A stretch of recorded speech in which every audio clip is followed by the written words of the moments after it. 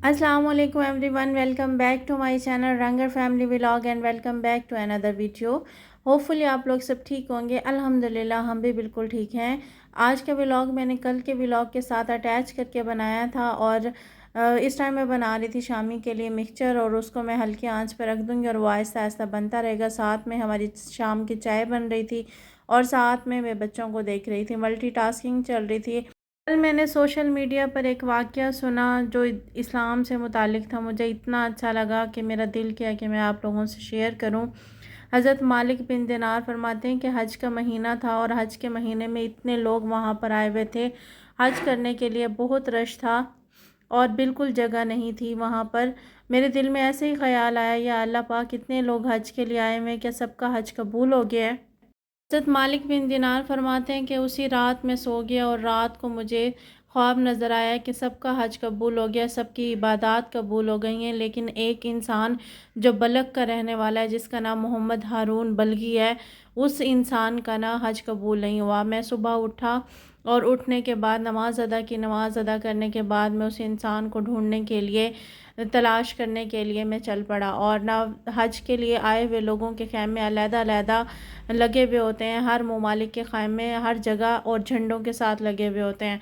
मैं ऐसे ही लोगों से पूछते पूछाते वहाँ पर पहुँचा कि हारून मोहम्मद हारून बिन बिन बल्गी कौन है, तो उन्होंने कहा कि वो बहुत इबादत गुज़ार इंसान है और वो पहाड़ों के पीछे उनका खैमा अलहदा, वो पूरी रात इबादत करते हैं और सुबह भूखे प्यासे रोज़ा रखते हैं और इबादत के तासुरात उनके जिस्म से, उनके ना चेहरे से नज़र आते हैं। मैं सुन के हैरान हुआ क्योंकि लोगों ने इतनी उनकी तारीफ़ की कि वो इतना इबादत गुज़ार इंसान है और अल्लाह पाक ने उनका हज कबूल नहीं किया। मैं पूछते हुए जब उनके खैमे में पहुंचा तो वो नमाज़ अदा कर रहे थे। नमाज़ अदा करने के बाद उन्होंने आवाज़ लगाई, मालिक बिन दिनार। मैं हैरान हो गया कि वो मुझे जानते हैं। मेरे दिल में ये आया कि बहुत पहुँचे हुए इंसान है कि जिनको मेरे आने की सरगोशी हो गई है, ये मेरे आने का पता चल गया है। सलाम फेरने के बाद वो मुझसे बातें करने लगे और मुझे कहा कि आप पैगाम लेके आए हो कि मेरा हज कबूल नहीं हुआ। तो वो और मैं और ज़्यादा परेशान हो गया कि उनको मेरा आने का भी पता चल गया और उन्हें ये भी पता चल गया है कि मैं किस वजह से आया हूँ। तो मैं उनसे पूछने लगा कि आप इतने परहेज़गार हैं, इबादत के तासुरात आपके चेहरे से नज़र आ रहे हैं, तो ऐसा क्यों है। तो उन्होंने रोना शुरू कर दिया। रोते रोते उन्होंने कहा कि मैं पूरे 24 साल से हज कर रहा हूँ और हर बार कोई ना कोई इंसान पैगाम लेके मेरे पास आता है, जा लौट जा, तेरा हज कबूल नहीं हुआ। हज़रत मालिक बिन दिनार फरमाते हैं कि मैं उनकी बातें सुनता रहा और परेशान होता रहा। मैंने उनसे फिर वजह पूछी तो उन्होंने कहा कि अल्लाह पाक ने मुझे बहुत दौलत नवाजी थी, बहुत कुछ दिया था। दौलत के नशे में मैं अयाश हो गया था। मैं शराब नोशी करना शुरू हो गया था और एक दिन ऐसे ही मैं शराब पीकर आया घर और रमज़ान का महीना था। मेरी बीवी और मेरी माँ ने रोज़ा रखा हुआ था।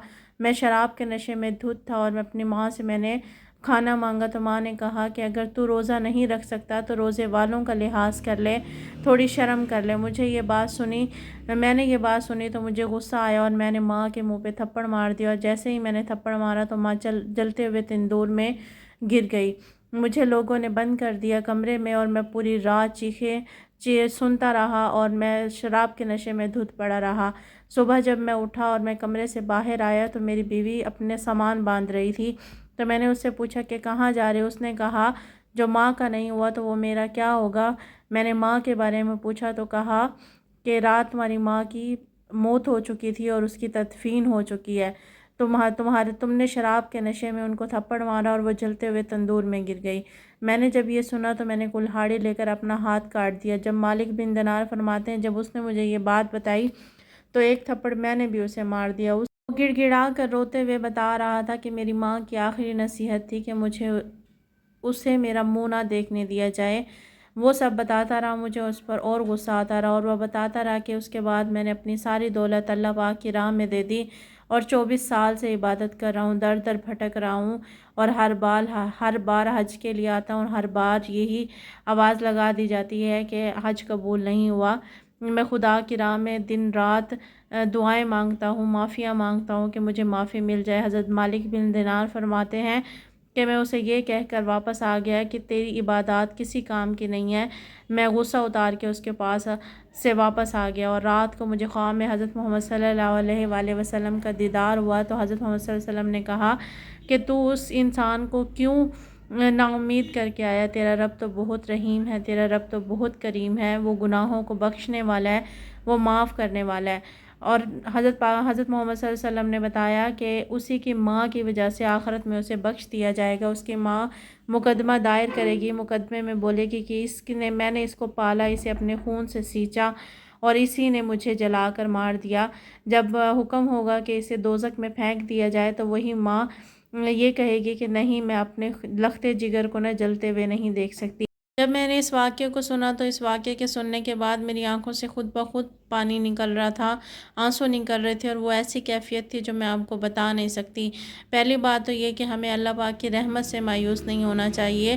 اللہ پاک 70 ماؤں سے زیادہ پیار کرنے والا، اور اللہ پاک ہمیں ہر وقت دیکھ رہے ہوتے ہیں، اللہ پاک ہمیں ہر ٹائم جانتے ہیں، ہماری شہ رگ سے بھی زیادہ قریب ہوتے ہیں۔ اور دوسرا روپ اللہ پاک نے ہمیں ماں باپ کی صورت میں دیا ہے۔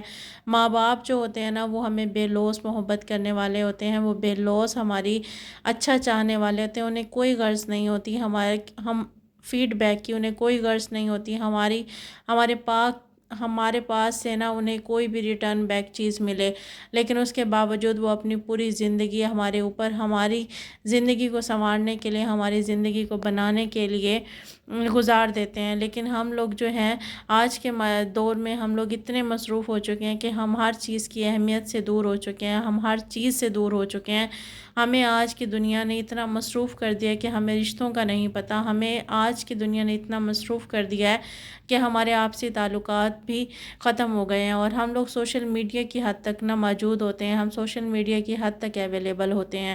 یہ واقعہ آپ لوگوں سے شیئر کیا، ہو سکتا ہے اس میں نے تھوڑی بہت چینجنگ کر دی ہو، الفاظ کی تھوڑی بہت بناوٹ علیحدہ ہو، لیکن نہ واقعہ بالکل سیم ایسا تھا۔ میرا دل کیا آپ لوگوں سے شیئر کرنے کو، مجھے بتائیے گا ضرور کہ آپ لوگوں کو یہ واقعہ کیسا لگا، آپ لوگوں کو یہ سن کے آپ لوگوں کی کیفیت کیسی تھی۔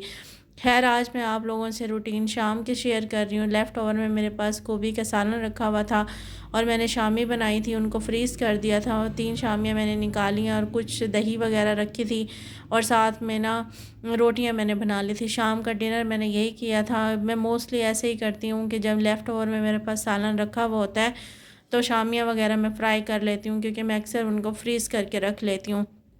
اس سے یہ فائدہ ہوتا ہے کہ جب ہمیں کچھ کریونگ ہو رہی ہوتی ہے تو وہ کریونگ ہماری کمپلیٹ ہو جاتی ہے۔ یہ حقیقت ہے کہ بہت بار ہمیں ایسا لگتا ہے کہ کچھ لوگ ایسے ہوتے ہیں کہ جو نیک اور پرہیزگار ہوتے ہیں، وہی لوگ نا کسی نہ کسی وجہ سے، کسی نہ کسی چیزوں کی وجہ سے پھنسے ہوئے ہوتے ہیں، اور بہت سے لوگ ایسے ہوتے ہیں کہ جو ہمیں نا ایسے ہی لگ رہے ہوتے ہیں کہ انہیں عبادات کا نہیں پتہ ہوتا، انہیں کسی چیز کا نہیں پتہ ہوتا، لیکن اللہ پاک ہمیں نیتوں سے جانتا ہے، اللہ پاک نیتوں کے حال جانتا ہے، اللہ پاک ہمیں اندرونی کیفیت کو جانتا ہے۔ اللہ پاک بہتر سمجھنے والا ہے، اللہ پاک بہتر جاننے والا ہے۔ ہم صرف کسی کو بغیر جانے، بغیر سوچے سمجھے ہم کامنٹس پاس کر دیتے ہیں۔ ہمیں اس چیز سے بچنا چاہیے جو ہمارے لیے بھی نقصان دہ ہوتی ہے، اور ہمارے آس پاس کے لوگوں کے لیے بھی نقصان دہ ہوتی ہے۔ آج کا ولاگ بھی میرا یہیں تک تھا۔ اپنا خیال رکھیے گا، دعاؤں میں یاد رکھیے گا۔ میری طرف سے اللہ حافظ۔